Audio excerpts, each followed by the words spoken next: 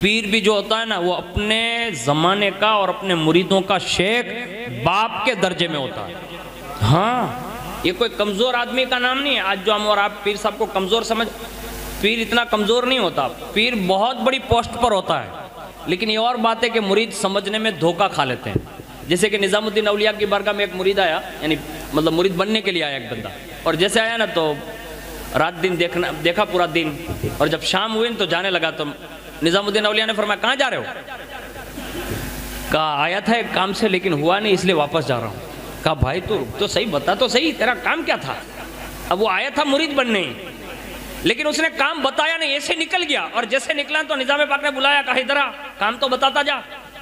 کہا حضرت آیا تھا یہاں اس لیے کہ آپ کی کوئی کرامت دیکھنی تھی. مجھے اتنا بڑا نام سنا تھا نا تو آج تک میں نے پورا دن نکالا 12 گھنٹہ، ایک بھی کرامت کا ظہور آپ سے نہیں ہوا اس لیے واپس جا رہا ہوں. جب یہ کہا نا کہ واپس جا رہا ہوں تو کہا بھائی دن دیکھا ہے نا؟ کہا ہاں.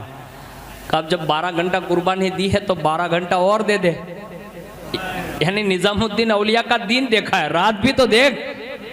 تو کہا حضرت جب دین میں جگتے ہوئے کچھ نہیں کیا تو رات میں کیا کریں گے آپ؟ تو کہا دن میں تو نے دیکھا کیا؟ کہا فجر پڑھ کے میں آیا تھا، دیکھا آپ نے فجر پڑھی اور اس کے بعد لوگوں کے ساتھ مشغول ہو گئے، مخلوق کی خدمت کر رہے ہیں، مخلوق کی خدمت کر رہے ہیں، کوئی فریاد لا رہا ہے اس کی فریاد رسی کر رہے ہیں، بس یہی خدمت کرتے دیکھا، اس سے سوا کچھ نیا کام دیکھا نہیں. نہ قرآن کی تلاوت کرتے دیکھا، نہ پورے دن میں نماز پڑھتے دیکھا، نہ اشراق نہ چاشت، یعنی کوئی چیز نہیں دیکھی، خالی بس مخلوق کی خدمت کر رہے ہیں. کہا دین دیکھا ہے نا؟ کہاں. کب رات بھی دیکھتا ہے. تو اس نے سوچا رات کوئی بڑی عجیب و غریب ہوگی تو رات رک جاتے. کہا ٹھیک ہے خانقاہ میں رکتے. خانقاہ میں نہیں کہا میرے حجرے میں رک، حجرے میں روکا. اور جیسے عشاء کی نماز ہوئی، عشاء کی نماز کے بعد نظام الدین اولیاء نے بستر بچھایا. کہا بچھا بستر. اس نے بھی بچھا. کہا میں سوتا ہوں تو بھی سو جا.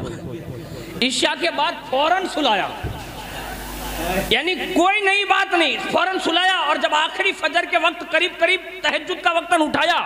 کہا اٹھ. کہا کیوں؟ کہا تھوڑا تہجد کا وقت باقی ہے، 2 رکعت پڑھ لیتے ہیں. 2 رکعت پڑھوا دی اور صبح کروا دی.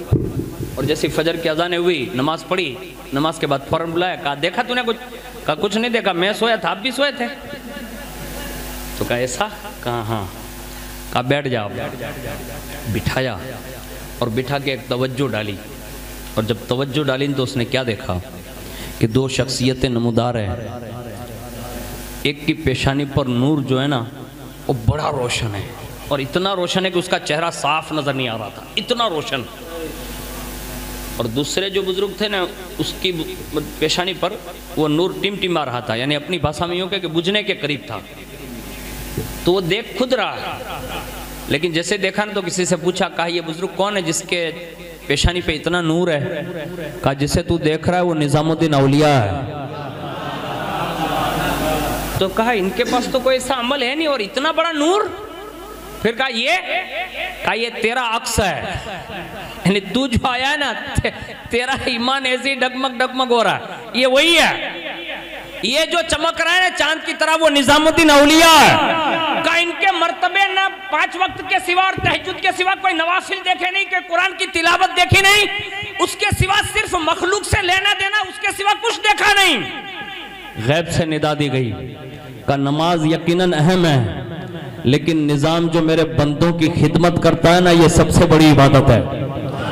یعنی بندوں سے کٹ کر وہ نہیں رہتا، بندوں سے مل جل کر رہتا ہے، اور جو اس کی فریاد رسی کرتا ہے یہی میرے یہاں بہت بڑا اس کا درجہ ہے، اور اسی درجے کی وجہ سے اس کی پیشانی چمک رہی ہے.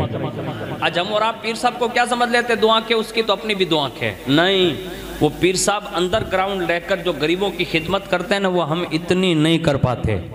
ہاں یہ جو غریبوں کا حال جانتے ہیں نا ہم اتنا نہیں جانتے. ہم تو صرف بولنا جانتے ہیں، وہ بولنا نہیں جانتے، وہ کر کے دکھانا بھی جانتے ہیں.